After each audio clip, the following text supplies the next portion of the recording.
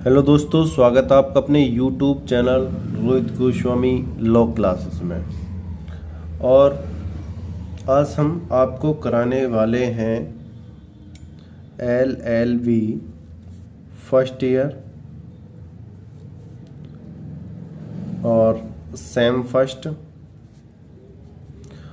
और ज्यूरिस का जो पहला पेपर है फर्स्ट, उसका हम क्वेश्चन कराने वाले हैं। उसके बारे में आपको नॉलेज देने वाले हैं। अब से पहले मैं अपने यूट्यूब चैनल पर जूरिस्प्रूडेंस के काफ़ी क्वेश्चन डाल चुका हूं।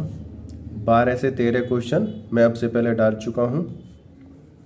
आपका 12 से 13 जो क्वेश्चन डाले हैं जूरिस्प्रूडेंस के, उनमें से सभी के सभी क्वेश्चन आपके फंसने वाले ही हैं। और जो एक उसी के साथ साथ मैंने क्वेश्चनों की सीरीज दी थी आपको, 6 क्वेश्चन थे उसमें वेरी इंपॉर्टेंट। वे उनके लिए है जो 50 से 60 प्लस नंबर, 60 के बीच में नंबर लाना चाहते हैं और जो पास होना चाहते हैं कम समय में ज़्यादा अच्छी तैयारी के लिए, उनके लिए था। जिनके पास समय है, जिनका अच्छे से इसमें मन लग रहा है, उनके लिए 12 से 13 क्वेश्चन डाले हैं और 100 में से 95 प्लस का आपका पेपर फंसने वाला है। जब इनकी आप तैयारी कर लोगे, एक क्वेश्चन रह गया था वो आज मैं आपको अभी करा रहा हूँ, ये लास्ट क्वेश्चन है। इसके बाद आपके शॉर्ट क्वेश्चन रह जाएंगे। लॉन्ग और शॉर्ट क्वेश्चन दोनों करा दिए हैं, वेरी शॉर्ट रह जाएंगे। वेरी शॉर्ट की एक आप अपने इन्हीं में से वेरी शॉर्ट बना लेना, ठीक है। और आपसे एक बात कहना चाहता हूँ कि अभी जब भी आप अपने यूट्यूब पर आओ तो यूट्यूब पे आने से पहले आपके पास एक ऐसी छोटी सी डायरी होनी चाहिए नोट्स के लिए, कि जो कोई इम्पोर्टेंट बात होती है उसे अपना तुरंत उतारते रहो, है ना। और एक नोटबुक ले लो, नोटबुक में इन नोट्सों को प्रॉपर वे में उतार लो। यह आपके लिए सबसे ज़्यादा सफिशियंट नोट्स होने वाले हैं। इनको बनाने में मुझे बहुत मेहनत लगी है और आप इस वीडियो को देख रहे हो, आपके लिए थैंक यू। और आप भी इसमें मेहनत लगा रहे हो, तो मैं चाहता हूं कि आपकी और मेरी मेहनत बेकार ना जाए। इन नोट्सों को उतारो, है ना। और आप कहोगे कि सर हमको ये जूरिस्प्रूडेंस याद नहीं होता। देखो, याद करने का सबसे आसान तरीका है, पहले आप इसको क्या करो, पहले नॉर्मल कहानी की तरह 1 से 2 टाइम इसे नॉर्मल रीड कर लो, ठीक है। रीड करने के बाद फिर इसके नोट्स बनाओ। नोट्स बनाने के बाद फिर इसे याद करो, लर्न करो, फिर, है ना। लर्न करने के बाद 4th टाइम पे हमें क्या करना है, इसको राइटिंग मोड पे लेके जाना है। क्या करना है, राइटिंग मोड पे हमें राइट करना है 2 टाइम। तब देखो कि एक क्वेश्चन हमारा सफिशिएंट तैयार हुआ है नहीं। इस काम को करने में आपको एक क्वेश्चन में कम से कम 2 आवर लग जाएंगे, ठीक है। और ये प्रॉपर वे में हो जाएगा आपका। वैसे अगर तुम इसे याद करने की कोशिश करोगे, आप चाहे पूरे दिन इसे लेके बैठे रहना, आपको याद होने वाला नहीं है। जिस तरीके से मैंने बताया, 2 टाइम रीड, फिर नोट्स प्रिपेयर करो, लर्न करो और फिर 2 बार इसे लिख के देखो, ठीक है ना, एक क्वेश्चन को। तो ऐसे हमें इसकी तैयारी करनी है।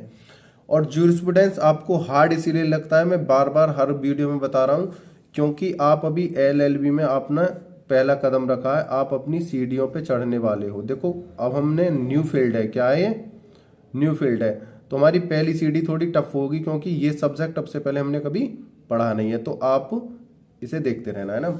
और आपसे एक रिक्वेस्ट है, अगर आपने हमारे चैनल को लाइक, शेयर एंड सब्सक्राइब नहीं किया है तो प्लीज़ सब्सक्राइब ज़रूर कर लें और ज़्यादा से ज़्यादा अपने दोस्तों में, अपने कॉलेज ग्रुप में इसे शेयर करें और बेल आइकन घंटी को दबा दें, जिससे कि हमारी जो भी वीडियो होगी आपको तुरंत मिल जाए, ठीक है। और जो टॉपिक मैं आज कराने वाला हूं, आज जूरिस्प्रूडेंस क्या है, कब बना था, किसने बनाया था, जूरिस्प्रूडेंस की सारी बातें आज मैं आपको बताने वाला हूं, जिससे आपके सारे डाउट क्लियर हो जाएंगे। कुछ बच्चे कह रहे थे सर इसकी नॉर्मल लैंग्वेज में हमें बताओ। देखो भैया, जो मैं आपको समझाता हूँ, जो नोट्स मैं आपको दे रहा हूँ, ये बिल्कुल सिंपल लैंग्वेज है, ठीक है। फिर भी जब मैं इसे आपको कराता हूँ तो कहीं ना कहीं बीच बीच में आपको समझा भी देता हूँ। आपसे कहना चाहता हूँ, आपको ये लैंग्वेज टफ इसलिए लग रही है कि आप इस सब्जेक्ट को पहली बार पढ़ रहे हो। आप जूरिस्प्रूडेंस सेकंड का जब आप पेपर दोगे तो आपको लगेगा कि यही सब्जेक्ट बहुत आसान है। जब LLB सेकंड सेम में आप जाओगे तो आपको बहुत चीज़ें आएंगी जो आप समझ जाओगे, ठीक है ना। कुछ इसमें नए वर्ड आते हैं, कुछ लैंग्वेज ऐसी आती है जो हमारे समझ में ही नहीं आती है। जब मैं LLB फर्स्ट सेम में आया था मेरे साथ भी यही हुआ था। सेकंड सेम में जाके मुझे थोड़ी थोड़ी समझ आने लगी थी, लेकिन मैं इतनी मेहनत करता था जिस तरीके से मेरे सर ने मुझे बताया था, नोट्स रीड करो, नोट्स बनाओ, लर्न करो, राइट करो। मैंने उनकी बातों को प्रॉपर वे में फॉलो करा और वही नोट्स आज मैं आपके सामने दिखा रहा हूँ, ठीक है ना। उस समय मैंने बच्चों को पढ़ाया था, इसी नोट्सों से पढ़ाया था। मैंने सोचा कि अब मैं क्यों ना यूट्यूब पे बच्चों की हेल्प कर दूं, तो मैं अब इनको यूट्यूब पे डालने लगा हूं। तो आप इस वे में अपनी तैयारी करो, ठीक है। तो अब मैं ज्यूरिस्प्रूडेंस का आपको क्वेश्चन कराता हूं, ठीक है ना। और दूसरी बात, ज्यूरिस्प्रूडेंस में आपसे मैं एक बात कहना चाहता हूं कि आप वीडियो को काट काट के तो जरा भी मत देखना। अगर आप वीडियो को काट काट के देखने की कोशिश करोगे तो समझ लेना सारी की सारी मेहनत आपकी और मेरी बेकार होने वाली है भैया। आप सोचोगे कि जल्दी जल्दी काट काट के देखो, तो क्योंकि एक तो ज्यूरिस्प्रूडेंस अपने आप में है ही टफ, और जब हम इसे काट काट के देखेंगे तो और ज़्यादा आपको दिक्कत आने वाली है, ठीक है। तो ज्यूरिस्प्रूडेंस पे हम चलते हैं ज़्यादा समय ना लेते हुए। और वीडियो को भाई लगातार देखना, नोटबुक ले लेना और एक ऐसी डायरी ले लेना और पेन ले लेना, जहाँ पे आपको इंपॉर्टेंट चीज़ लगे उसे तुरंत उतार लेना, ठीक है ना। चलते हैं अपनी वीडियो पे। विधि शास्त्र की उत्पत्ति और विकास। देखो ज्यूरिस्प्रूडेंस की उत्पत्ति कब हुई थी और इसका विकास कैसे कैसे हुआ था, यह है हमारा क्वेश्चन। आज सारे आपके डाउट धीरे धीरे क्लियर हो जाएंगे। आप इस वीडियो को जरा भी स्किप न कीजिएगा, काटना मत। यह वीडियो सबसे महत्वपूर्ण वीडियो होने वाली है आपके लिए, ठीक है ना। विधि शास्त्र की उत्पत्ति और विकास, ठीक है। प्राय सभी विधिवेत्ता इस बात से सहमत हैं कि विधि शास्त्र की उत्पत्ति किसी एक युग या एक व्यक्ति द्वारा नहीं बल्कि एक क्रमिक गति से विकसित हुई है। इसमें उनके अनेकों विधि शास्त्रियों का योगदान रहा है। देखो इसमें क्या कहा गया है कि जो विधि शास्त्र की उत्पत्ति है, इस वाली टॉपिक में कहा गया है कि जो विधि शास्त्र है उसकी उत्पत्ति किसी एक समय में नहीं हुई है। विधि शास्त्र जो हमारा बना है वो एक समय में नहीं बना है और ना ही एक व्यक्ति द्वारा बना है।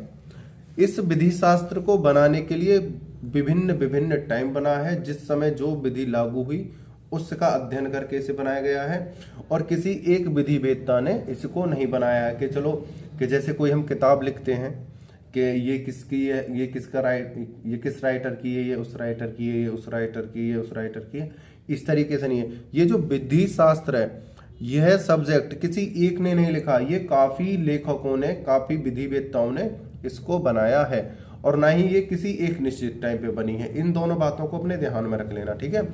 तो विधि शास्त्र का कोई प्रॉपर लेखक नहीं है और विधि शास्त्र कभी एक निश्चित समय पर नहीं बनी है, ठीक है। बिल्कुल नॉर्मल वे में और आसान तरीके से आपको मैं समझा रहा हूं।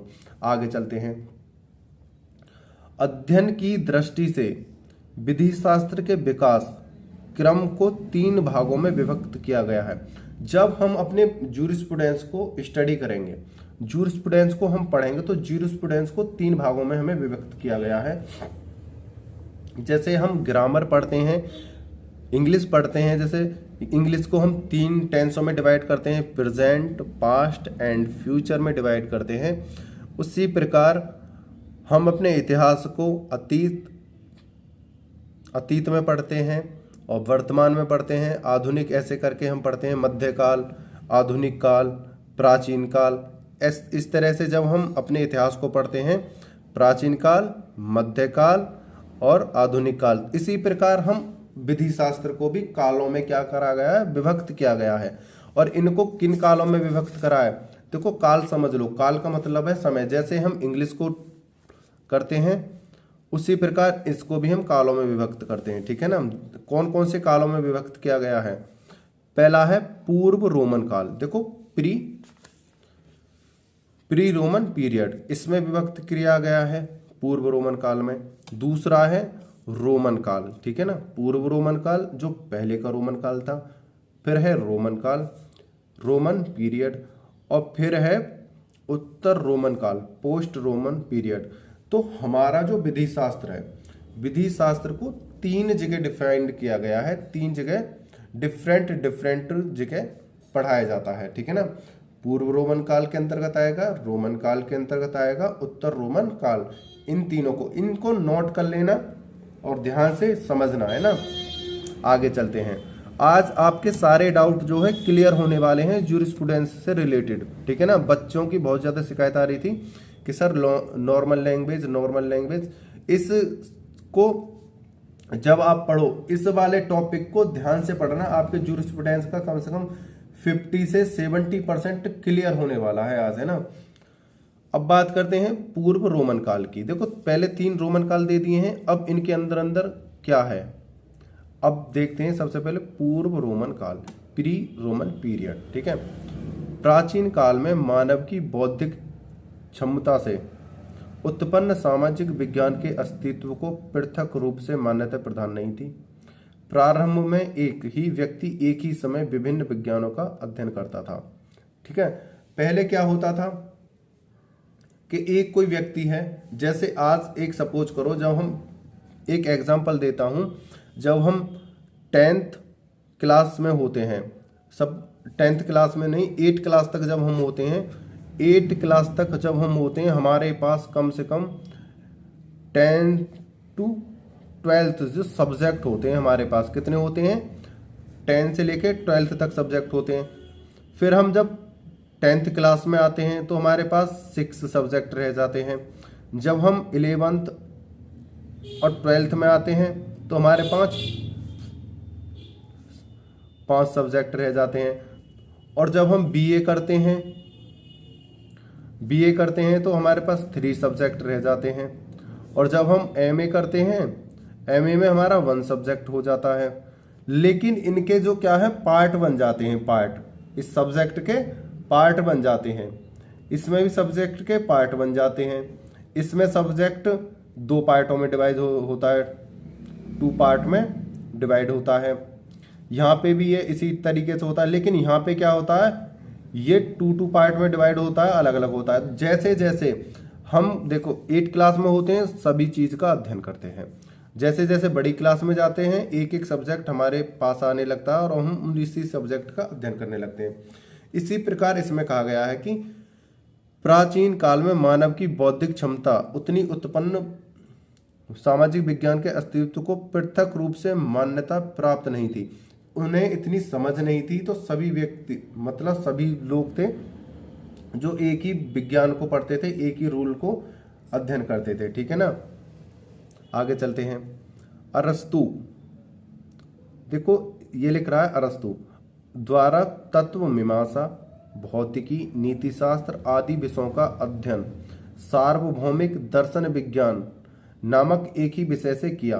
देखो अरस्तु जो थे, उनके द्वारा मीमांसा, भौतिक, नीतिशास्त्र विषयों तथा अध्ययन सार्वभौमिक दर्शन विज्ञान नामक एक ही विषयों में किया।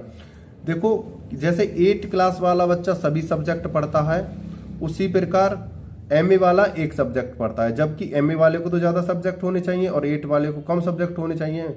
इसी प्रकार जैसे छोटे बच्चे की कम समझ होती है और सब्जेक्ट ज़्यादा होते हैं, उसी प्रकार पूर्व रोमन काल में लोगों की समझ कम थी और सब्जेक्ट मतलब जो था, अध्ययन जो था, बहुत ज़्यादा था। अरस्तु ने क्या करा था, मीमांसा की भी स्टडी करी, भौतिकी की भी करी और नीति शास्त्र की आदि विषयों का अध्ययन किए। अध्ययन सार्वभौमिक दर्शन विज्ञान नामक एक ही विषय में किया, ठीक है ना। इन्होंने बहुत विषयों का अध्ययन किया, ठीक है। अब आगे चलते हैं। एक भाई हैं जिन्होंने मुझे कमेंट की थी यूट्यूब पे कि भैया थोड़ा एक्सप्लेन करके समझाया करो, थोड़ा अपनी लैंग्वेज में समझाया करो। देखो भैया, आप इस वाली वीडियो को पूरी देख लेना, आपके जितने भी ज्यूरिस्प्रूडेंस के डाउट हैं सारे क्लियर हो जाएंगे। आप ज्यूरिस्प्रूडेंस को समझने लगोगे कि ज्यूरिस्प्रूडेंस क्या कह रही है, इसके अंदर क्या बातें हैं, हमें किस बात का क्या अर्थ निकालना है। इस वाली वीडियो से सारे डाउट क्लियर होने वाले हैं। आपसे रिक्वेस्ट करके कह रहा हूँ, पूरा देख लेना एक बार इस वीडियो को, ज्यूरिस्प्रूडेंस के सारे क्वेश्चन आपकी समझ में आने लगेंगे। अब सेकंड पे बात करते हैं, यूनानी तर्कशास्त्री, ग्रीक विधि यहाँ पे ये थोड़ा सा बाय मिस्टेक हो गया था मेरे से, इसको मैं सही कर रहा हूँ। यहाँ पे आएगा विज्ञान, क्या आएगा? विज्ञान। ठीक है, ये आप लिख लेना। अब इसे देखते हैं। यूनानी तर्कशास्त्री, यूनान के जो तर्कशास्त्री थे, विधि विज्ञान को विकसित करने में असफल रहे। जो विधि का जो विज्ञान है, यानी विधि का मतलब होता है, देखो मैं पहले ही बता चुका हूं और समझाऊं, आज आपके सारे डाउट क्लियर कर दूंगा मैं जुरिस के। विधि, विधि का मतलब होता है कानून। कानून को हम नियम भी कह देते हैं, ठीक है, रूल भी कह देते हैं, ठीक है। अब बहुत से जिनकी समझ में अब भी नहीं आ रहा, तो तौर तरीका, तौर तरीका। हमें जिस प्रकार हमारे कॉलेज में रूल होते हैं कि ड्रेस पहन के आना है, नाखून काट के आने हैं, नहा के आना है, गाली गलौच नहीं करनी है, सभी का सम्मान करना है, वक्त पे आना है, टाइम पे आना है। स्कूल में फिर जाते हैं, पीरियडों का टाइम होता है, रूल बाय रूल पीरियड चलते हैं, खाने का टाइम निश्चित होता है, छुट्टी का टाइम निश्चित होता है, ठीक है ना। उसी प्रकार विज्ञान में, विधि विज्ञान, इसमें विधि विज्ञान में, कानून की विज्ञान में भी क्या है? रूल, ठीक है ना। रूल, विधि का मतलब है रूल, तो बिना रूल के कोई चीज नहीं चल सकती है। हमारे समाज को चलाने के लिए विधि का प्रयोग आवश्यक है, तो इस विधि को ही हम सबसे पहले समझते हैं। तो ये है विधि, यानी कानून। कानून को इन नामों से पुकारा जाता है, ठीक है। अब हम बात करते हैं आगे। विधि विज्ञान को विकसित करने में असफल रहे। जो यूनानी तर्कशास्त्री थे, तो विधि विज्ञान को विकसित करने में बिल्कुल असफल हो गए थे, फेल हो गए थे। यूनानियों ने प्राकृतिक विज्ञान शब्द का प्रतिपादन किया। जो यूनान के निवासी थे, देखो यहाँ पे वेरी इंपॉर्टेंट लाइन है, जो यूनान के विधि शास्त्री थे, उन्होंने ही प्राकृतिक विज्ञान शब्द का प्रतिपादन किया। प्राकृतिक विज्ञान, इससे पहले प्राकृतिक विज्ञान का शब्द कहीं हमें मिलता ही नहीं है। ये जब हम यूनानियों का अध्ययन करते हैं, तभी हमें प्राकृतिक विज्ञान शब्द मिलता है। उससे पहले विधि शास्त्र में ये शब्द मिलता ही नहीं है, ठीक है। यूनानियों ने ही इसका डेवलपमेंट किया था, इसका निर्माण करा था इस शब्द का, जिसमें धर्म, नीति तथा विधायन में अंतर ही नहीं था। देखो, इन्होंने प्राकृतिक विज्ञान शब्द का प्रतिपादन किया, जिसमें धर्म यानी जैसे मुस्लिम, हिंदू, सिख, ईसाई धर्म होते हैं, नीति यानी जो हमारे कानून होते हैं, तथा विधायन में अंतर ही नहीं था, इनमें कोई अंतर ही नहीं था। यूनानियों की प्राकृतिक विधान की कल्पना को साम्य विधि की उत्पत्ति हुई। इसकी प्राकृतिक विज्ञान की कल्पना से यूनानियों ने प्राकृतिक विज्ञान शब्द का प्रतिपादन किया, और विज्ञान प्राकृतिक विधान की कल्पना से साम्य विधि की उत्पत्ति हुई। इन्होंने इसका नाम दिया और इसमें साम्य विधि की क्या हुई? उत्पत्ति हुई, ठीक है। अब देखो, कमेंट आ रही थी कि सर नॉर्मल लैंग्वेज में समझाओ। बिल्कुल प्रॉपर लैंग्वेज में समझा रहा हूं, नॉर्मल लैंग्वेज में। और एक आपसे बात कहना चाहता हूं, इस वीडियो को जिस बच्चे ने मन से देख लिया, भाई ज्यूरिस्प्रूडेंस के सारे डाउट क्लियर होने वाले हैं। इसे जरा भी कट करके मत देखना।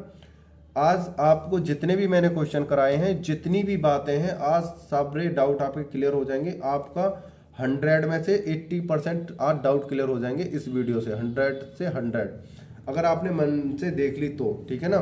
तो इसको अच्छे से देख लेना। दूसरा काल है हमारा रोमन काल। कौन सा काल है? रोमन काल, रोमन पीरियड, ठीक है ना। ये है रोमन पीरियड, ठीक है। कानूनी ज्ञान के अर्थ में ज्यूरिस्प्रूडेंस शब्द का, देखो यहाँ पे ज्यूरिस्प्रूडेंसिया लिखा होगा, ज्यूरिस्प्रूडेंस लिखा होगा, वहां मैं अब आगे से ज्यूरिस शॉर्ट में बोल दिया करूंगा, ठीक है ना। कानूनी ज्ञान के अंत में ज्यूरिस शब्द का सर्वप्रथम प्रयोग रोम वासियों ने किया। अब बात आती है, देखो यूनानियों ने किसका सर्वप्रथम आरंभ किया था? प्राकृतिक विज्ञान का आरंभ किया था, और उससे क्या बना था? साम्य विधि। इस चीज को आप नोट कर लेना ऐसे करके, यूनानी विधि शास्त्री, इन्होंने क्या क्या किस चीज का सबसे पहले उपयोग, नाम का प्रयोग करा था? प्राकृतिक विज्ञान का। और प्राकृतिक विज्ञान से क्या बना बेटा? साम्य विधि। साम्य विधि बनी। इस प्रकार अपने नोट्स जो तैयार कर लेना, जो इंपोर्टेंट बातें हैं निकल के आ रही है ना। यूनानी विधि ने किसका प्रतिपादन किया? प्राकृतिक विज्ञान का। और प्राकृतिक विज्ञान ने किसका प्रतिपादन किया? साम्य विधि का। ऐसे अपने इंपोर्टेंट चीजों को नोट कर लेना और फिर एक प्रॉपर वे में इनके नोट बनाना। आज आपके सारे डाउट क्लियर हो जाएंगे, ठीक है। रोमन काल, कानूनी ज्ञान के अर्थ में जूरिस्प्रूडेंस या जूरिस्प्रूडेंस का सर्वप्रथम प्रयोग रोम वासियों ने किया। जूरिस का जो शब्द है, जूरिस्प्रूडेंसिया का जो नाम है, इस विधि शास्त्र को हम जूरिस्प्रूडेंस कहते हैं। इसका जो सर्वप्रथम प्रयोग किया था रोम काल के लोगों ने किया और विधि शास्त्र को एक विशेष स्थान दिलाया। एक तो नाम दिया, नाम दिलाने के साथ साथ इसको एक विशेष स्थान भी दिलवाया, ठीक है। लैटिन भाषा में ज्यूरिस शब्द का अर्थ है विधि। देखो ये जो हमारा विधि शब्द लिया गया है, ये ज्यूरिस भाषा के, लैटिन भाषा में ज्यूरिस शब्द से लिया गया है। ज्यूरिस का मतलब होता है विधि और प्रूडेंसिया शब्द का अर्थ होता है ज्ञान। अर्थात फिर एक बार देखो, लैटिन भाषा में ज्यूरिस शब्द का अर्थ है विधि, विधि का मतलब कानून, नियम, और प्रूडेंसिया शब्द का अर्थ है ज्ञान, नॉलेज, ठीक है। अर्थात ज्यूरिस प्लस प्रूडेंसिया, ज्यूरिस्प्रूडेंसिया विधि का ज्ञान। यहां पे देख लेते हैं। लैटिन भाषा का शब्द है ज्यूरिस, जिसका अर्थ है विधि, और दूसरा है प्लस प्रूडेंसिया, इसका अर्थ है ज्ञान। जब इन दोनों को हम मिला देते हैं तब हमारा बनता है विधि का ज्ञान। ज्यूरिस्प्रूडेंसिया तो इसका बनता है विधि का ज्ञान, और विधि का ज्ञान का नाम है विधि शास्त्र। शास्त्र का मतलब क्या होता है? ज्ञान, ठीक है। जब जाके इसकी क्या हुई है? उत्पत्ति, ठीक है ना। नोट कर लेना अपनी कॉपियों पे, ठीक है ना। आगे चलते हैं। रोम शासक जस्टिनियन ने अपने शासनकाल में विभिन्न विधियों एकत्रित करके एक नागरिक विधि कोष, क्रॉप जूरिस सिविल्स नामक संहिता तैयार कराई। देखो ध्यान रखना, रोम शासक जस्टिनियन ने अपने शासनकाल में, जब उनका जो समय था, रोम का जब शासनकाल चल रहा था, रोम शासक जस्टिनियन ने अपने शासनकाल में, जब वो राजा थे, उन्होंने एक नागरिक विधि कोष नामक संहिता तैयार कराई, ठीक है, जिसमें विभिन्न विधियों के सिद्धांतों को एकत्रित किया गया। उन्होंने देखो यहाँ पे एक रोम के राजा थे उस समय के, उन्होंने एक विधि, एक संहिता तैयार कराई और उस संहिता में विधि कोष तैयार कराई। विधि कोष में विधियों के, विभिन्न विधियों के सिद्धांतों को एकत्रित किया गया। जितनी भी उस समय की विधि थी उन सभी विधियों को एकत्रित करके विधि कोष में एकत्रित कराया। विधि कोष का मतलब है एक जो संहिता, एक किताब जो बनाई थी उसमें एकत्रित कराया, जिसे नोबल कॉन्स्टिट्यूशंस कहा गया, जो ज्यूरिस के अंतिम घटक के रूप में ग्रीक भाषा में लिपिबद्ध है। देखो इन्होंने, रोम शासक जस्टिनियस ने एक विधि बनवाई, यानी एक किताब बनवाई कानून की, और उस कानून में जितनी भी विधियां थीं उन सबको एकत्रित कराया और उसको, जिसे नोबल कॉन्स्टिट्यूशन कहा गया, उसको एक नाम दिया गया। किसको? जो रोमन शासक जस्टिनियस ने एक किताब बनवाई थी नागरिक विधि कोष के लिए, उसमें सभी विधियों को एकत्रित करके जो पुस्तक बनवाई थी, उस पुस्तक का नाम था नोबल कॉन्स्टिट्यूशन। नोबल कॉन्स्टिट्यूशन कहा गया। जो ज्यूरिस के, यानी विधि के लिए, ज्यूरिस का मतलब होता है विधि, विधि के अंतिम घटक के रूप में ग्रीक भाषा में लिपिबद्ध है। जो आज भी रोम में जाओगे तो यह अभी ग्रीक भाषा में लिपिबद्ध है, यानी लिपिबद्ध यानी ग्रीक भाषा में आज भी लिखी हुई है। लिपिबद्ध का मतलब होता है आज भी लिपि भाषा में लिखी हुई है। ये लिख रहा है वृद्ध, बेर है, आदिद है, द, जिसका इटली पर सदियों तक प्रभाव रहा। जब यह किताब तैयार हो गई थी, ये कानून की किताब जो तैयार हुई थी, तो इसका रोम विधि को एक जिसका इटली पर सदियों तक प्रभाव रहा, कई सदियों तक इटली पर इस विधि का जो कानून चला और प्रभाव रहा। रोमन विधि को एकत्रित कर उसका विधि शास्त्र के रूप में प्रस्तुत करने का श्रेय, देखो अब यहाँ पे आ जाओ, रोम विधि को एकत्रित कर उसका विधि शास्त्र के रूप में प्रस्तुत करने का श्रेय सम्राट जस्टिनियन को ही है। यह कहते हैं कि रोम की जो विधि थी, रोम का जो कानून था, नियम थे, रूल थे, तौर तरीके थे, उनको एकत्रित करके एक विधि के रूप में इकट्ठा करने का जो श्रेय जाता है वो जस्टिलियन, सम्राट जस्टिनियन को जाता है, जिन्होंने विधियों को एकत्रित कराया और अपने समय में उन्हें लागू करा और वो कई सदियों तक चली। देखो कोई नियम कायदा कानून तभी सदियों तक चलेगा जब वो अच्छे होंगे। अगर कोई नियम गलत होता है तो उसके विरुद्ध प्रदर्शन, हड़तालें होती हैं, धरना प्रदर्शन होता है। जैसे अभी मोदी सरकार ने एक नियम लाया था, किसान भी लाया था, वो समाज के लिए कैसा नहीं था, अच्छा नहीं था, तो उसको ज़्यादा दिन नहीं चलने दिया। अगर वही किसान भी अच्छा होता तो समाज उसे एक्सेप्ट करके सदियों सदियों तक चलाता, ठीक है ना। तो इसी तरीके से ये कहा गया है इसमें, रोमन विधि को एकत्रित कर उसका विधि शास्त्र के रूप में प्रस्तुत करने का श्रेय जस्टिन को है, जो रोम काल में बहुत लंबे समय तक चली थी, ठीक है। फिर कह रहा हूं आज आपके ज्यूरिस्प्रूडेंस के सारे जो नियम हैं वो करा दूंगा और सारे डाउट हैं वो क्लियर मैं आज करा दूंगा। बस वीडियो को कंटिन्यू लगातार देखते रहिएगा। आज के बाद आप कभी ये नहीं कहोगे कि सर हमारे ज्यूरिस के हमारे डाउट जो क्लियर करा दो, सारे डाउट आज आपके क्लियर होने वाले हैं।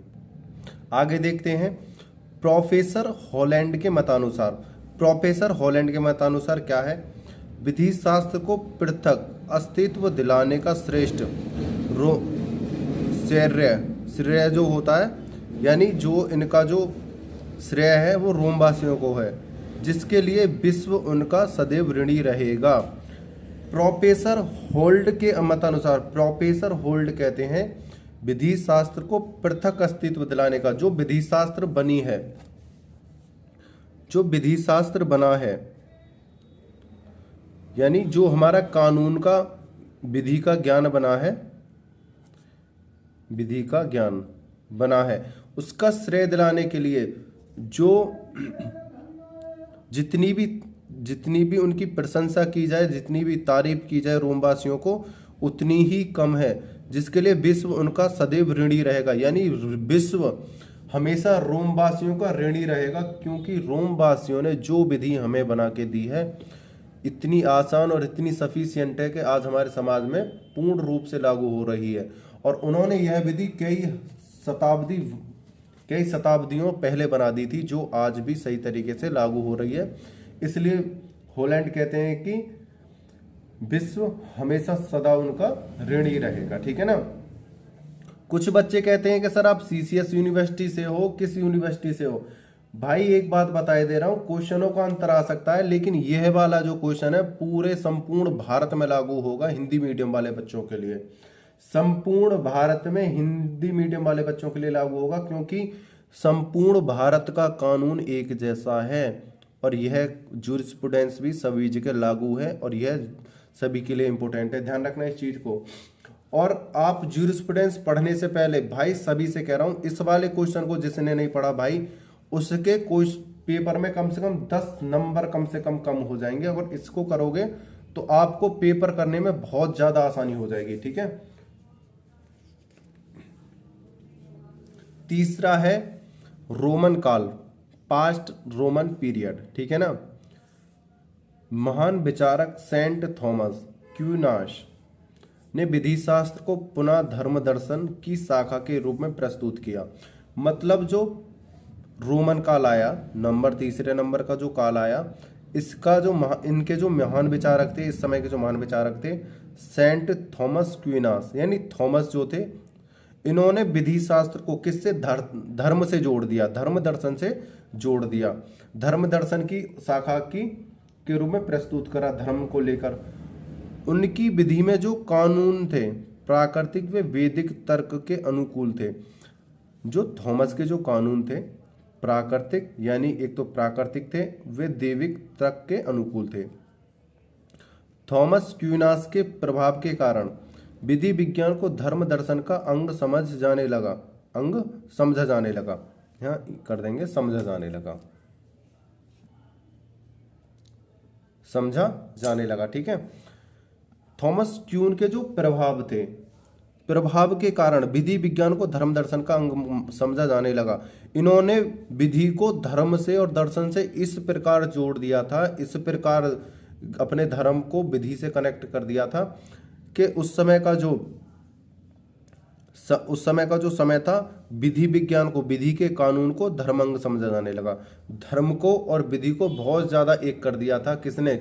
थॉमस क्विनास ने, ठीक है। परंतु धार्मिक क्षेत्र अनावश्यक कानून के हस्तक्षेप के विरुद्ध मार्टिन लूथर ने आवाज उठाई। थॉमस ने तो बना दिया था, लेकिन परंतु धार्मिक क्षेत्र अनावश्यक कानून के हस्तक्षेप के विरुद्ध, जो इन्होंने सभी कानून को धर्म से जो जोड़ दिया था, मार्टिन लूथर ने इनके प्रति आवाज उठाई थी कि तुम ऐसा नहीं कर सकते हो, ठीक है ना। तो मार्टिन लूथर ने क्या करी थी? आवाज उठाई थी, उनका विरोध करा था, ठीक है भाई। आगे चलते हैं। 17वीं शताब्दी में सुप्रसिद्ध डच न्यायशास्त्री हार्गो ग्रोसियस, देखो 17वीं शताब्दी थी, सदी में सुप्रसिद्ध डच न्यायशास्त्री हार्गो ग्रोसियस ने यह सिद्धांत प्रतिपादित किया कि विश्व के सभी देश पारिवारिक व्यवहार में अंतर्राष्ट्रीय विधि वे प्राकृतिक विधि का पालन करने के लिए बाध्य हैं। जो 17वीं शताब्दी के डच शास्त्री थे हार्गो ग्रोसियस, हार्गो ने कहा था कि पारिवारिक व्यवहार में अंतर्राष्ट्रीय विधि प्राकृतिक विधि का पालन करने के लिए बाध्य हैं, ठीक है ना। सभी लोग यानी प्राकृतिक विधि का क्या है? अंतर्राष्ट्रीय विधि में पालन करने के लिए बाध्य हैं, लेकिन वह अपने आंतरिक मामलों के लिए आवश्यकता अनुसार विधि बना सकते हैं। वह कह रहा है कि संपूर्ण विश्व इस विधि को मानने के लिए उत्तरदायी है। पूरा विश्व इस विधि को मानेगा, लेकिन इस विधि को अपने तरीके से लागू कर सकता है। मानेगा तो इस विधि को पूरा विश्व, लेकिन अंतर्राष्ट्रीय विधि मानी जाएगी, लेकिन इसको अपने तरीके से, अपने समाज के तरीके से लागू कर सकते हो, ठीक है। इंग्लैंड के सुप्रसिद्ध दार्शनिक थॉमस हॉब्स का विचार था कि राज्य के नागरिकों को इन विधियों का पालन करना चाहिए।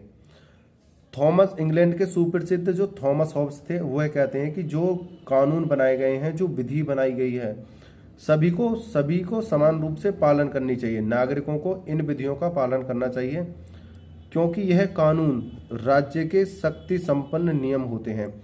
जिस राज्य में, जिस देश में कानून का पालन नहीं किया जाएगा, उस देश का सर्वनाश होना तय है, ठीक है। इसीलिए थॉमस हॉब्स कहते हैं, उनका कहने का मतलब था, जो व्यक्ति अपनी विधि का, अपने कानून का पालन करेगा, उस राष्ट्र का विकास होना तय है। और जो व्यक्ति, जो देश, जो राज्य अपने विधि का, कानून का पालन नहीं करेगा, उसकी शक्ति संपन्न नहीं हो पाएगा और उस देश का नाश और पतन होना तय हो चुका है, ये समझो, ठीक है ना। इनका कहने का मतलब है ये। आगे चलते हैं और समझते हैं। आपसे एक बात फिर कह रहा हूं, कोई भी बच्चा, आज की जो क्लास है वेरी इंपॉर्टेंट क्लास है। आज आपके जो है ज्यूरिस्प्रूडेंस के सारे डाउट क्लियर होने वाले हैं, ठीक है ना। जो बच्चे कहते हैं ना सर थोड़ा एक्सप्लेन करके समझाओ, ऐसे समझाओ, वैसे समझाओ, भाई सारे के सारे डाउट आपके क्लियर होने वाले हैं आज की वीडियो से। और आज जरा भी एक भी मिनट के लिए स्किप ना कर दीजिएगा वीडियो। आज मन से इस वाले टॉपिक को देख लेना, ज्यूरिस्प्रूडेंस की सारी जो है परेशानियां आज आपकी दूर हो जाएंगी, ठीक है ना। आगे देखते हैं।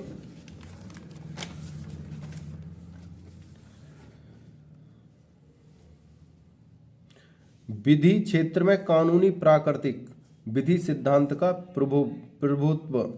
विधि क्षेत्र में, जो विधि क्षेत्र है, कानून का जो क्षेत्र है, कानूनी प्राकृतिक विधि सिद्धांत का प्रभुत्व 18वीं शताब्दी तक बना रहा। विधि में जो प्राकृतिक विधि का जो सिद्धांत है, जो महत्व है, 18वीं शताब्दी तक बना रहा। जिसका प्रतिपादन देखो किसने किया था प्राकृतिक विधि का, मैं आपसे पहले करा भी चुका हूं। यूनानियों ने प्राकृतिक विज्ञान को बनाया था और यह प्राकृतिक विधि कब तक चली थी? 18वीं शताब्दी तक बना रहा है इसका वर्चस्व। ठीक है।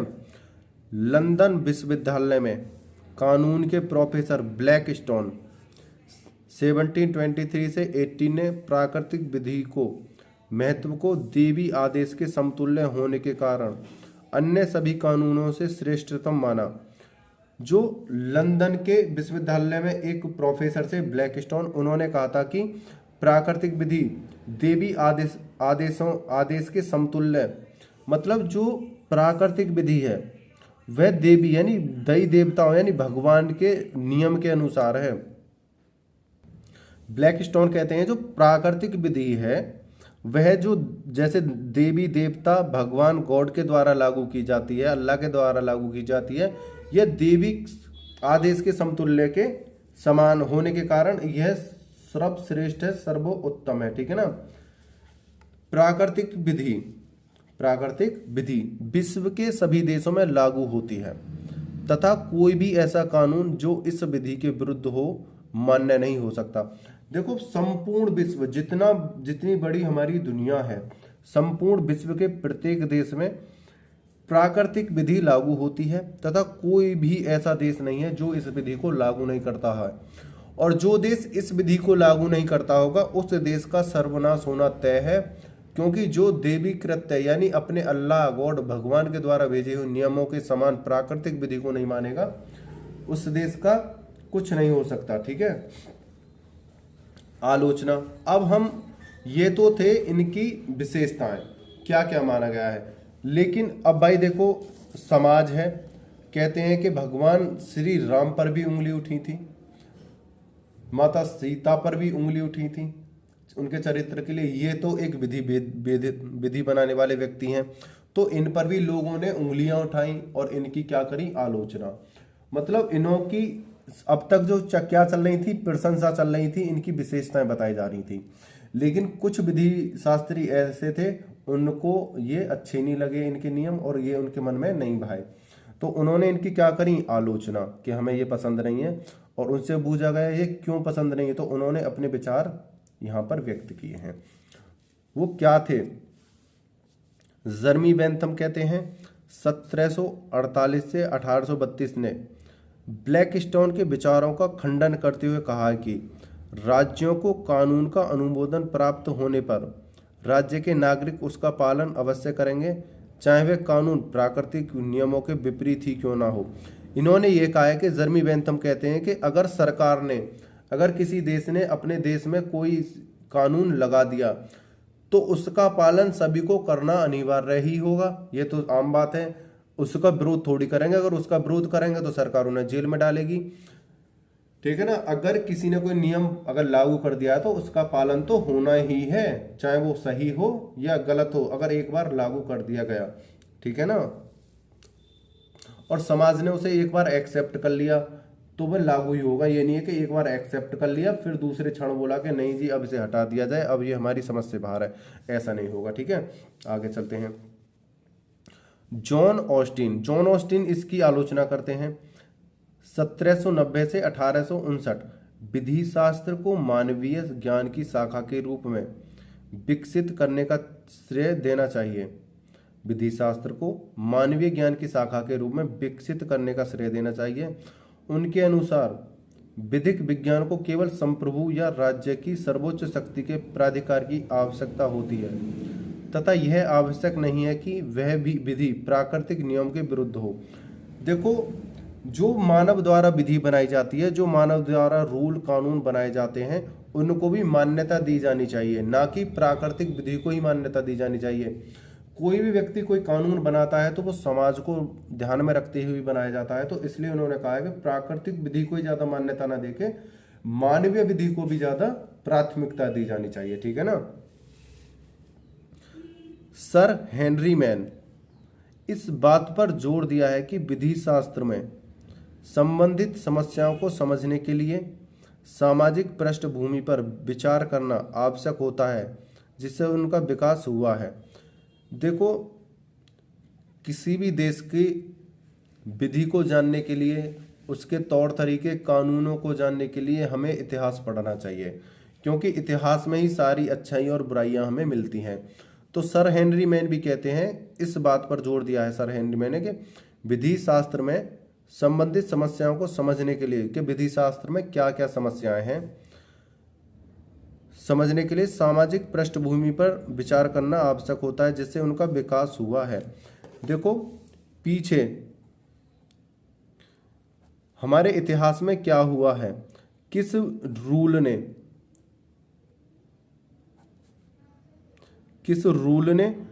नियम ने और किस विधि ने कितना हमारे समाज को आघात करा है, कितना सपोर्ट करा है, इसकी जानकारी हमें कहाँ से मिलेगी? इतिहास से। इतिहास यानी हिस्ट्री, हिस्ट्री से नॉलेज मिलेगी। तो वो कहते हैं सर हेनरी मैन कि इस विधि को जानने के लिए पहले हमें अपने इतिहास का अध्ययन करना चाहिए, ठीक है ना। वो अपने इतिहास के अध्ययन पर जोर देते हैं। आप सभी लोगों से फिर कहना चाहता हूं, आज की वीडियो को जरा भी स्किप ना करें। आज की वीडियो बड़ी ही इंपॉर्टेंट होने वाली है। आज के बाद आपके ज्यूरिस्प्रूडेंस के सारे डाउट क्लियर हो जाएंगे। आप ये सब समझ पाओगे कि ज्यूरिस्प्रूडेंस असल में कहना क्या चाहती है, ठीक है ना। इसको क्यों लागू करा जाता है, ये क्यों टफ है। टफ का तो कोई मतलब ही नहीं है। आज वाली वीडियो को समझने के पश्चात सारी बातें कानून नियम पर हैं, किस प्रकार लागू की जाए, क्यों लागू की जाए, सही है ना, ये विधि है। और आपसे फिर कह रहा हूं, एक ऐसी डायरी ले लो और अपने नोट्स बनाते रहो इंपॉर्टेंट बातों को, जिससे आप बीच बीच में जो मैं कुछ बोलता हूं, मेरे ओरल द्वारा, मौखिक द्वारा कोई भाषा निकलती है, उसको तुरंत नोट कर लिया करो। और जब अपने नोट्स बनाओ उनको मैच करके अपने बनाते रहना, ठीक है ना। मैंने जो बोला है उसको अपने शब्दों में भी ट्रांसलेट कर लेना। और आपसे एक रिक्वेस्ट है, अगर आपने हमारे चैनल को लाइक शेयर एंड सब्सक्राइब नहीं किया तो ज़्यादा से ज़्यादा लाइक शेयर एंड सब्सक्राइब करो, है ना। और बेल आइकन घंटी को दबा दो। और आज की ये जो वीडियो है सभी मित्रों के पास भेजना, क्योंकि ये सभी के लिए, बेचारों के लिए, हेल्प के लिए आवश्यक है, ठीक है ना। आगे देखते हैं, विधि एवं विधिक सकारात्मकता के प्रति जर्मी बेंथम के विचार। विधि और विधिक सकारात्मकता के प्रति जर्मी बेंथम के विचार। जर्मी बेंथम 1748 से 1832, ठीक है। इनके पूर्ववर्ती समय में इंग्लिश विधि का विकास वे तरीके से हुआ था। इनके जो समय में जो इनके पहले जो इंग्लिश विधि का जो विकास बना था वो बहुत ही बेकार तरीके से बना था। कोई समझ नहीं आ रही थी इनको, तो इन्होंने फिर क्या करा, जो उस समय प्रचलित रीति रिवाजों पर आधारित थी। जर्मी बेंथम से पहले इंग्लिश विधि बनी थी। लिख लेना, एक नोट्स की डायरी बना लो जो मैं बता रहा हूँ। जर्मी बेंथम, मैं अपनी भाषा में बोल रहा हूँ, अब ध्यान रख लेना। जर्मी बेंथम से पहले एक विधि का आरंभ हुआ था जिसे इंग्लिश विधि कहा जाता था। उस इंग्लिश विधि में बेतरीके से विधि का विकास हुआ था, जो पूर्ववर्ती थी, जो उस समय प्रचलित रीति रिवाजों पर आधारित थी, ठीक है ना। जिस विधि का निर्माण हुआ इंग्लिश विधि थी और वे प्राचीन रीति रिवाजों पर आधारित थी। उस समय विधि किसी अधिनियमित स्वरूप या सिद्धांतों पर आधारित नहीं थी। वह विधि जो बनाई गई थी, ना तो कोई स्वरूप था, ना कोई सिद्धांत थे, ना कोई रूल थे, ना कोई तौर तरीका था। विधि किसी पर आधारित नहीं थी। इसलिए कहा जाता है कि 18वीं सदी से पूर्व की विधि अपने आप बढ़ती रही, किसी के द्वारा निर्मित नहीं हुई। यहाँ पे कहा गया है कि वहाँ पे कोई रूल तौर तरीका, नियम नहीं थे, जर्मी बेंथम कहते हैं। और वहाँ की जो विधि थी, इसलिए कहा जाए कि वहाँ की जो विधि थी अपने आप ही विकसित होती रही। वहाँ अपने आप का समय को, टाइम को देखते रहे हुए कि इस समय पे क्या होना चाहिए, वो अपने आप ही बढ़ती रही और घटती रही, ठीक है। बेंथम एक प्रसिद्ध समाज सुधारक भी थे। पढ़ते हैं आगे, थोड़ा सा ये रह गया, सॉरी। बेंथम ने विधि को संप्रभु द्वारा संकलित सामाजिक मूल्यों का ऐसा संग्रह निरूपित किया जिसका पालन प्रत्येक नागरिक द्वारा उम्मीद की जाती है। जर्मी बेंथम ने विधि को संप्रभु, यानी विधि जो है, संप्रभु का मतलब होता है, देखो संप्रभु का मैं मतलब बता देता हूं आपको। संप्रभु का मतलब होता है ताकतवर, ताकतवर। संप्रभु जैसे कोई राजा है या कोई प्रधान है, अब गांव का प्रधान है या राजा है, उसके जो प्रजा है, ठीक है, उसे सुखी रखने के लिए वह सभी तरीके से, पावर से, पैसे से, खान पान के साधन से, सुंदरता में, वहाँ की जो प्रजा है सुंदर है, वो मतलब हर क्षेत्र में, भूमि भी है उसके पास, मतलब किसी के आश्रित नहीं है, वो किसी से हेल्प नहीं मांगना चाहता है, वो उसके पास सारी पावर, सारी चीजें एक पास ही उपलब्ध है, उसे कहते हैं संप्रभु। संप्रभु यानी सभी चीज में सक्षम होना, ठीक है, सभी चीज से क्या होना, सक्षम। अब जैसे मैं आपके लिए वीडियो बना रहा हूं, वीडियो बनाने के लिए मुझे कैमरा चाहिए, मेरे पास कैमरा है, मुझे फिर किस पर वीडियो बनानी है वो मेरे पास अवेलेबल है, जैसे मेरे नोट्स प्रिपेयर तैयार हैं। फिर उसके बाद मुझे एक रजिस्टर की, नोटबुक की ज़रूरत है, मुझे पेन की ज़रूरत है, लाइट की ज़रूरत है, स्टूल मेज की ज़रूरत है, और हिंदी लैंग्वेज की अच्छी ज़रूरत है, और उसके सबसे अलग इम्पोर्टेंट चीज़ है, जिस सब्जेक्ट को मैं पढ़ा रहा हूँ उसकी अच्छे से मुझे नॉलेज है। तो अब मैं कह सकता हूँ मुझे विधि शास्त्र, यानी विधि शास्त्र का क्या है मेरे पास, संप्रभु। विधि शास्त्र की वीडियो बनाने के लिए मैं संप्रभु हूँ, यानी कि सभी चीज़ मेरे पास अवेलेबल हैं, और अब मैं विधि शास्त्र की वीडियो बनाने के लिए क्या हूँ, संप्रभु हूँ। मुझे किसी की ना तो ज़रूरत है, किसी सामान की, ना किसी व्यक्ति की, मैं अकेला ही इस काम को कर सकता हूँ, विधि शास्त्र पे वीडियो बना सकता हूँ। इसी प्रकार कहते हैं इसी को कहते हैं संप्रभु, ठीक है ना। अब तो समझ गए होंगे, बहुत अच्छा एग्जाम्पल दिया मैंने आपको।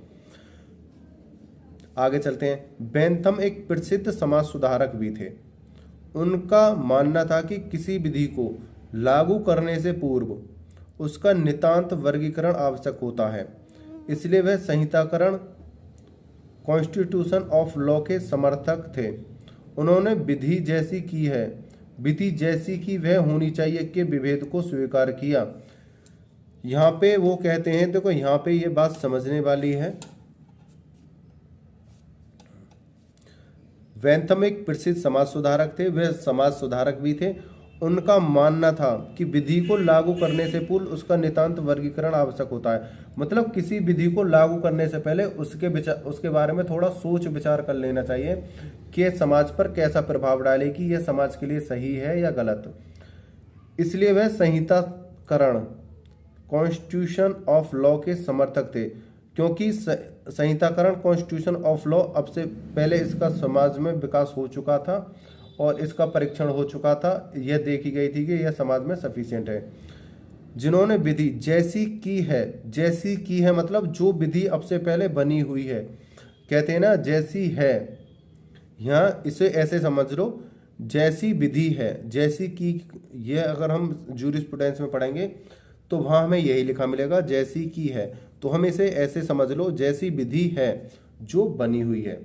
आगे देखो, विधि जैसी की वह होनी चाहिए, यानी आगे कैसी होनी चाहिए, आगे भविष्य में कैसी होनी चाहिए। जैसी की है यानी अब से पहले बनी हुई विधि, यह है बनी हुई विधि। विधि जैसी की वह होनी चाहिए मतलब हमारे समाज में जिस प्रकार की जरूरत है उसी के लिए हमें किस प्रकार की विधि चाहिए और भविष्य में किस प्रकार की विधि होनी चाहिए। विधि जैसी की वह होनी चाहिए। हमें सपोज करो, हमें किसी चीज पर कानून बनाना है, हमारे घर के ऊपर कानून बनाना है, तो जैसी की है जो विधि के ऊपर कानून पहले बने हुए हैं उसके आधार पर नहीं। अब हम वर्तमान समय को देखते हुए हमें अपने घर की सुरक्षा के लिए किस चीज़ों की आवश्यकता है उस प्रकार की विधि होनी चाहिए, ठीक है ना कि जैसी की वह है। अब हम उसमें परिवर्तन कर सकते हैं कानून के द्वारा, सही है ना।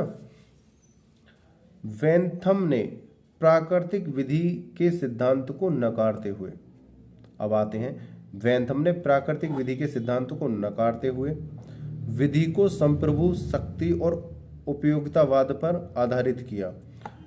पहले तो बेंथम ने प्राकृतिक विधि को नकारा और फिर कहा संप्रभु, शक्ति को उपयोगितावाद पर आधारित किया। बेंथम ने ब्लैकस्टोन के द्वारा प्रतिपादित प्राकृतिक अधिकारों को कोरी बकवास बताया। जो बेंथम थे उन्होंने जो ब्लैकस्टोन के जो प्राकृतिक अधिकारों को कोरी बकवास कहा है। उन्होंने कहा कि बेंथम ने कहा है जो ब्लैकस्टोन ने जो नियम प्रतिपादित किए हैं वो कोरी बकवास है, बेकार के रूल हैं। इसलिए मैं देखो ज्यूरिस्प्रूडेंस क्या है, ज्यूरिस इसलिए टिपिकल होती है। जो बच्चे कहते हैं ना बोरिंग है, टिपिकल है, ये कहीं तो कभी क्या होता है, कभी तो इसमें विधि को एकदम ऐसी बता दी जाती है जैसे देवी देवताओं की हम पूजा करते हैं, इस विधि को इस प्रकार। कभी विधि ऐसी फील होती है कि ये तो एक गुंडा बदमाश की कहानी पढ़ रहे हैं हम, गुंडा बदमाश। कभी तो ये देवी जैसी, भगवान की देवी देवताओं जैसी लगने लगती है, बहुत ही अच्छी है। कभी विधि को इतना नीचे गिरा दिया जाता है कि ये गुंडा बदमाशों की जैसे हम कहानी पढ़ रहे हों। तो इसलिए कभी तो बहुत अच्छी लगने लगती है और कभी बहुत बेकार लगने लगती है कि यार ये, कभी तो इसकी प्रशंसा करते हैं, कभी इसे बेकार बताते हैं, क्या है। और ये ही हमारे दिमाग में कन्फ्यूजन रहता है, किसने इसकी प्रशंसा की है और किसने इसकी बुराई की है। यही है ज्यूरिस्प्रूडेंस की मेन जड़। जो इस चीज को समझ जाता है वो गंगा में नहा जाता है, गंगा पार कर जाता है, ठीक है। और उसी के लिए आज मैं बहुत ही सफिशिएंट नोट्स बना के लाया हूं आपके लिए। आप अपने दिमाग से कंफ्यूजन को निकाल दो, प्रेशर को निकाल दो। ज्यूरिस्प्रूडेंस कोई हवा नहीं है। जैसे मैं समझा रहा हूं इसी प्रकार अपना पेपर दिया ना, आप बिल्कुल पास हो जाओगे, बहुत अच्छे नंबरों से गारंटी दे रहा हूं। आप थोड़ी सी भी तैयारी कर लोगे, नोट्सों को 2-2 1-3 बार भी देख भी लोगे, तब भी बहुत अच्छा आप वहाँ पे कर आओगे, ठीक है ना। और आज की जो ये वीडियो, ये तो बहुत ज़्यादा महत्वपूर्ण है आपके लिए, ठीक है। बेंथम ने ब्लैकस्टोन के द्वारा प्रतिपादित प्राकृतिक अधिकारों को कोरी बकवास बताया। बेंथम के अनुसार प्रकृति ने 2 संप्रभु दुख और सुख के अधीन रखा है और मनुष्य जो भी करता है सुख की प्राप्ति वे दुख से दूर रहने के लिए करता है। देखो यहाँ पे एक बात कही गई है कि जब भी कोई विधि लागू की जाएगी वह हमेशा सुख के लिए लागू की जाएगी, दुख के लिए लागू कभी नहीं की जाएगी। आज तक एक भी कानून ऐसा बता दो कि वहाँ पे यह लिखा हो कि इस कानून द्वारा व्यक्तियों को दुख की प्राप्ति होगी। सभी का यह लिखा होगा कि इससे निवारण होगा, इससे आप अपनी सपोर्ट कर सकते हो, सुरक्षा कर सकते हो।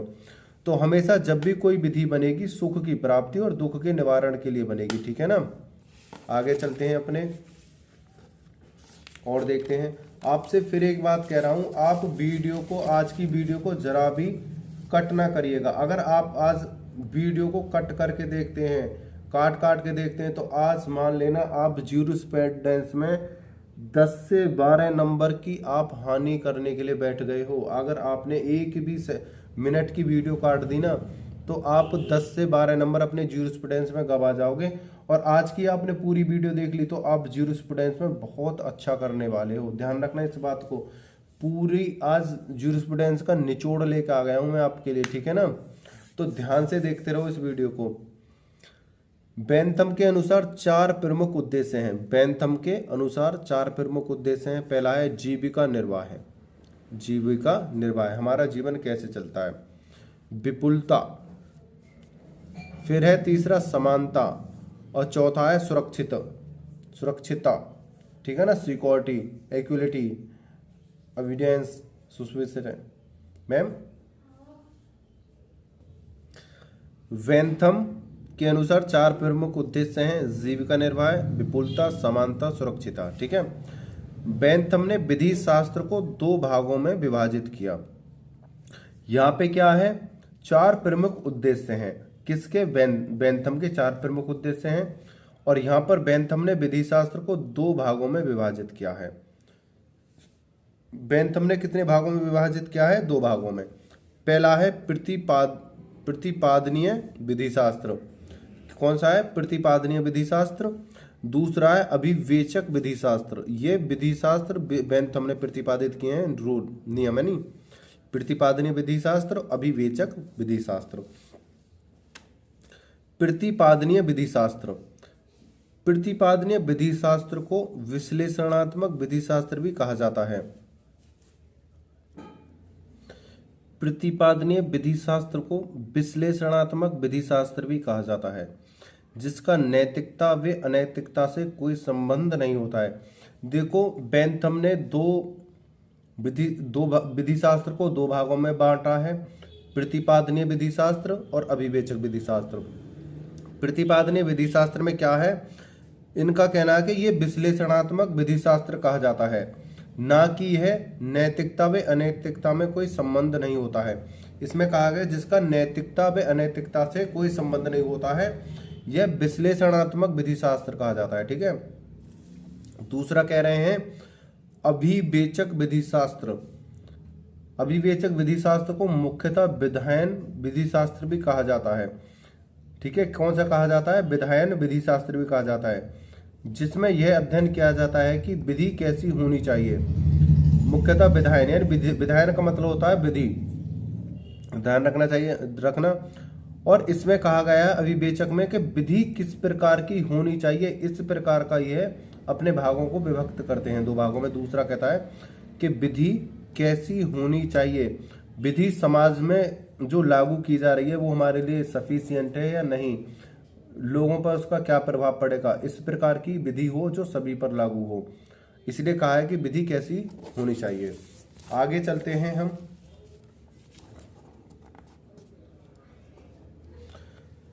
सर थॉमस इरस्किन हॉल्ड ऑक्सफोर्ड विश्वविद्यालय में अंतर्राष्ट्रीय विधि के समर्थक थे। देखो, सर थॉमस इरस्किन हॉलैंड ऑक्सफोर्ड विश्वविद्यालय में थे, तो वह अंतर्राष्ट्रीय विधि के समर्थक थे। उन्होंने अंतर्राष्ट्रीय विधि को क्या करा था, समर्थन करा था। इन्होंने बेंथम तथा ऑस्टिन की सकारात्मक विधि पॉजिटिव लॉ का समर्थन किया।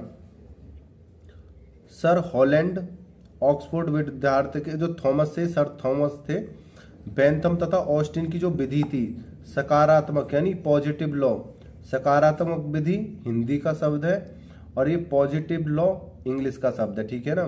तो सर थॉमस ने बेंथम और ऑस्टिन की सकारात्मक विधि का समर्थन किया। इन्होंने अपनी कीर्ति यानी इन्होंने एक अपनी कीर्ति लिखी थी एलिमेंटस ऑफ ज्यूरिस्प्रूडेंस 8080 में विधि शास्त्र की पॉजिटिव यानी सकारात्मक विधि को समन्वय बताते हुए इंग्लैंड के विधिक विकास में उल्लेखनीय योगदान दिया। सर थॉमस थे जो ऑक्सफोर्ड विश्वविद्यालय में रहते थे। इन्होंने क्या करा, अंतर्राष्ट्रीय जो विधि थी उसमें बेंथम और ऑस्टिन की सकारात्मक विधि को अपनी कीर्ति में एलिमेंट्स कीर्ति जो इन्होंने बनाई थी ज्यूरिस्प्रूडेंस की 1880 में, उसको एक विशेष स्थान विशेष महत्व दिया और उसका योगदान उल्लेखनीय बनाया। ठीक है, और बताया उसका जो योगदान था उल्लेखनीय बनाया और उल्लेखनीय बताया। ठीक है। हॉलैंड ने ऑस्टिन द्वारा किए गए विधि शास्त्र के वर्गीकरण अर्थात विधि शास्त्र तथा विशिष्ट विधि शास्त्र को पूर्णतः अस्वीकार किया जाता है। हॉलैंड ने ऑस्टिन द्वारा अब बात करते हैं हॉलैंड ने ऑस्टिन द्वारा किए गए विधि शास्त्र के वर्गीकरण अर्थात विधि शास्त्र द्वारा विशिष्ट विधि शास्त्र को पूर्णतः अस्वीकार किया। यहाँ पर जो हॉलैंड थे इन्होंने ऑस्टिन के जो विधि शास्त्र था उसको पूर्ण रूप से अस्वीकार कर दिया, क्योंकि विधि शास्त्र का विशिष्टीकरण कभी हो ही नहीं सकता। जिस प्रकार भूविज्ञान का क्योंकि अन्य विज्ञान की भांति विधि शास्त्र को विश्व में एक समान विधिक मान्यता प्राप्त है।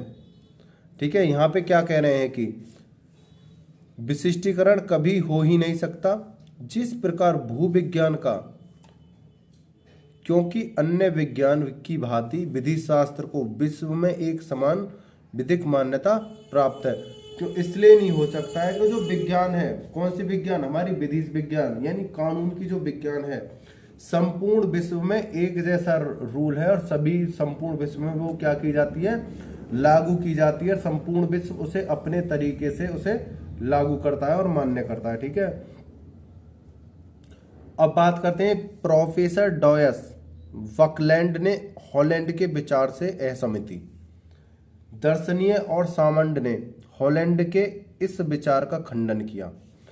दोबारा देखें, प्रोफेसर डॉयस, बकलैंड ने हॉलैंड के विचार से असहमति। दर्शनीय और सामंड ने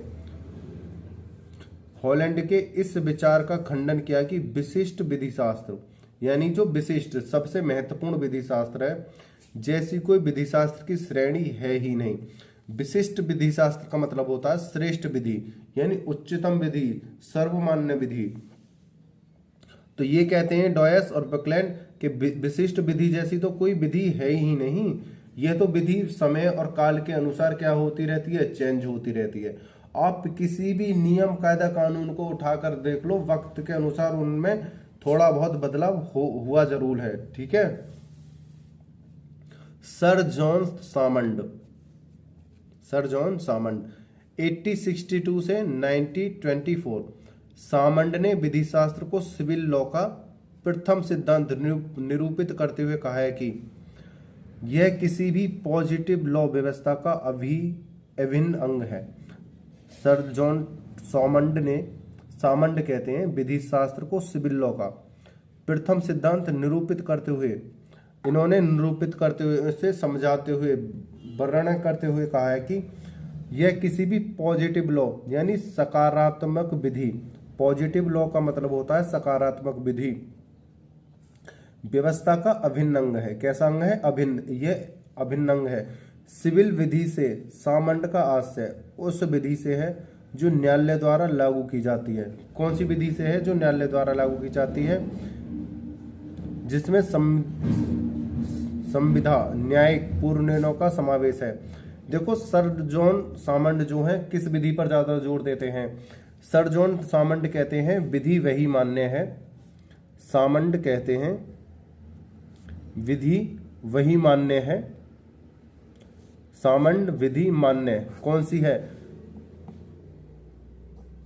जिस विधि पर, कौन सी पर? जिस विधि पर न्यायालय अपना न्याय दे दें। अगर जब तक न्यायालय किसी विधि पर अपना न्याय पेश नहीं करते हैं, न्याय नहीं देते हैं, तो वह विधि जब तक सर्वमान्य नहीं होती है। सर्वमान्य विधि तभी मानी जाएगी समाज के लिए जब तक किसी न्यायालय द्वारा उस पर अपना निर्णय दे दिया जाए। नहीं तो सब ये कहेंगे आपने जिस विधि को लागू किया है, क्या यह कभी आपने कहीं उपयोग करके देखा है? तो हम कह सकते हैं, विधि वेत्ता कह सकते हैं कि हाँ, इस विधि का उस साल में, उस काल में वहां पे ऐसा प्रयोग किया गया था। ठीक है, आगे चलते हैं।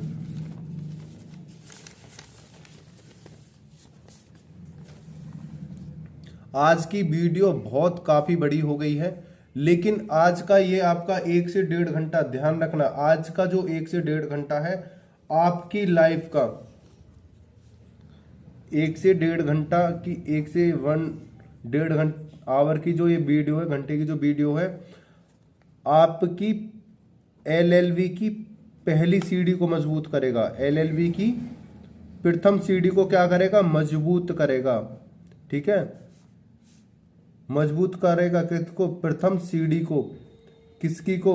LLB की को। ध्यान रखना इस बात को।